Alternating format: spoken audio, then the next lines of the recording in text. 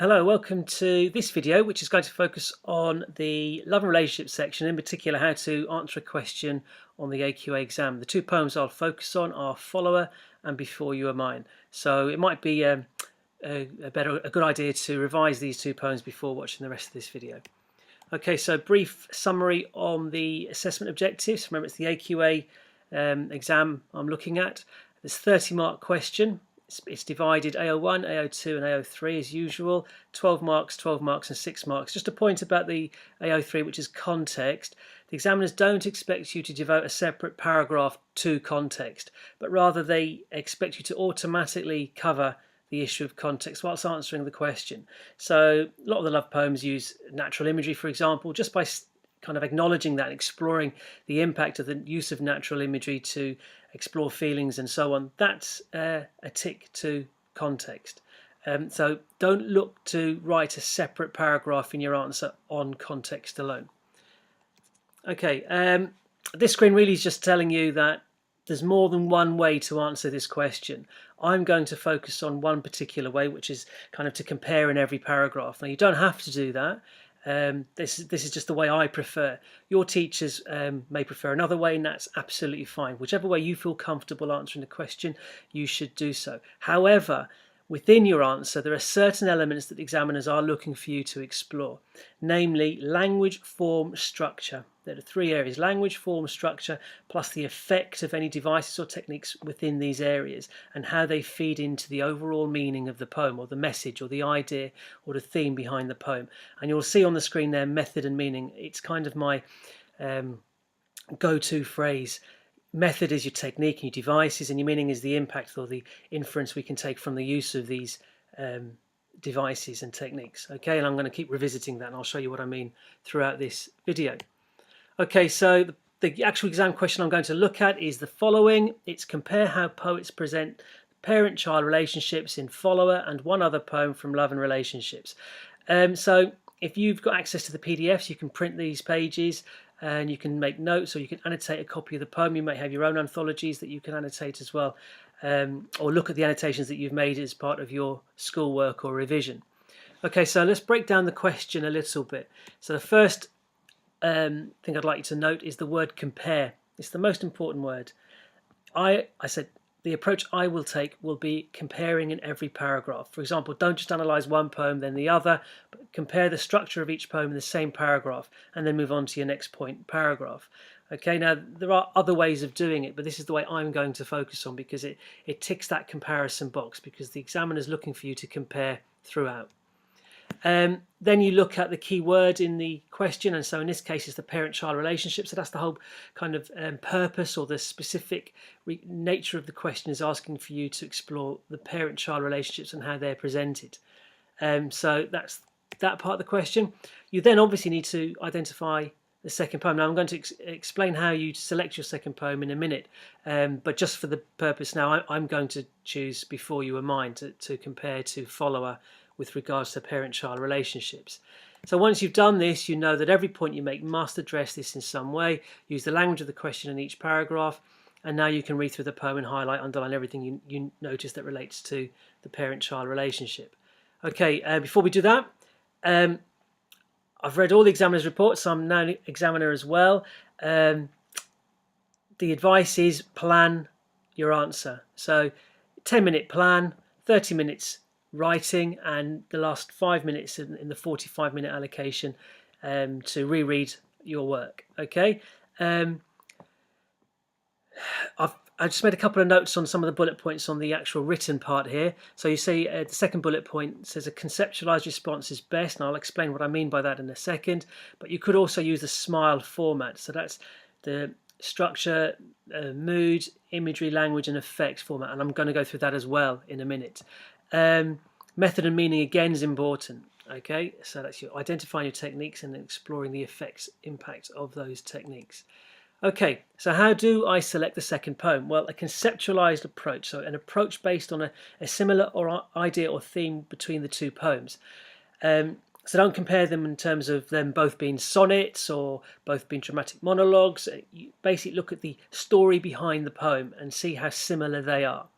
So 4 steps I've identified when to kind of work through which poem to select to compare to the printed poem. Step 1, well, obviously check the question and the printed poem. So in this case, it's follower, and the question focuses on the parent-child relationship. So with that in mind, explore what the poem follower says about the parent-child relationship, and then think what other poems kind of have a similar theme. So briefly establish what follower says about the parent-child relationship. Well, so it explores how a child following his dad everywhere is full of admiration for his father and wants to grow up to be just like him. His father's a farmer. However, many years later, things don't work out like this, and the relationship has now reversed, with the father following his son around. The poem is overall quite positive until the final line, which is a little bit ambiguous and could be considered negative. Okay, so that's a kind of basic synopsis of what the poem follower is about and how it explores the parent-child relationship. It's father and son. Step 3 then, now looking at the other poems in the anthology, which ones would suit best? So you're looking for those that explore a parent-child relationship. So I've narrowed it down to 4 possibles: Before You Were Mine, Walking Away, Mother Any Distance, and possibly Eden Rock. So that's your shortlist, if you like. Then decide on the most suitable by comparing the story of the poem, so i.e. the changing or evolving relationship over time, which is evident in follower. This allows me to dismiss Eden Rock and Walking Away, because there's not an evolution of the relationship over time. Eden Rock just kind of is a distant memory that the poet has, or the speaker has, of a happy time when he was 6 or 7 years old, a picnic with his parents. But it then just focuses on that. Walking Away similarly focuses on one primary event where the speaker drops his son off to school, his first day of school, and the kind of anxieties both parent and child feel at this event. And possibly Mother Any Distance, which also focuses on the main event of moving home. So this leaves over my shortlist, this leaves Before You Were Mine, which does span a period of time and is written from the child's perspective. It does have a more negative tone, but it does also feature admiration for the parents. So I can think to myself, yeah, there's quite a few similarities there, but there's sufficient differences as well in terms of the overall mood and expression of the speaker. So I'm going to go for Before You Were Mine. Now you've established the second poem, remember that the examiner is looking for you to focus on language, form, structure and effect, or as I keep banging on about, method and meaning. So some tips then, as I mentioned, you need to focus on a comparison of language, form, structure and effect using relevant terminology where possible. And I'll list some techniques in a second. If it helps, you could follow the SMILE structure.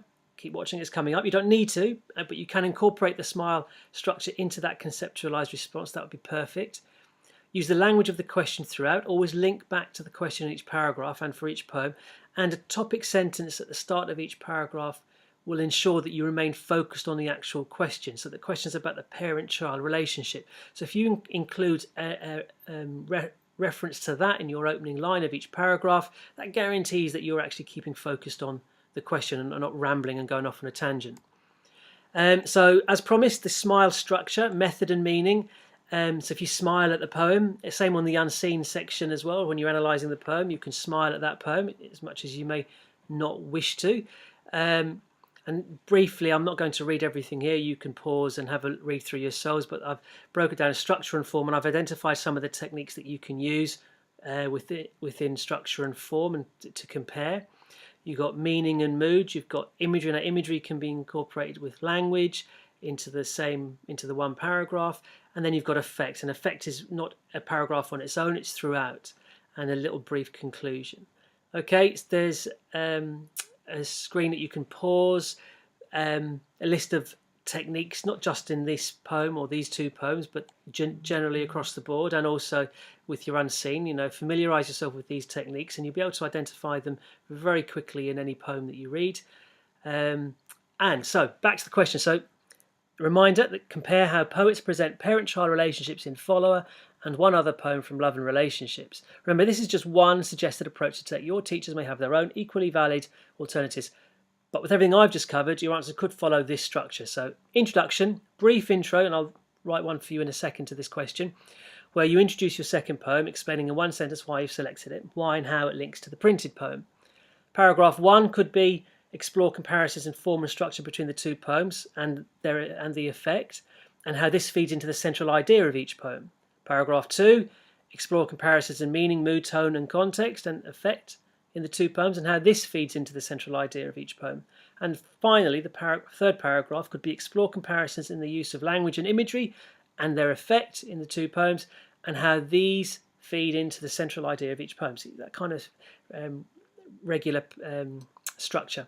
And then a brief conclusion summing up your answer to the question in 1 or 2 sentences. Okay, so if you kind of fix that structure in your mind and apply that to any question that comes up, you'll be doing well. So with that in mind, I've written the introduction and the first point for you to that question. Just a little note on the side there. It says the black type is obviously just here to illustrate the various elements of the analysis that the examiner will be looking for to award the highest marks. You don't need to include these things in your answer.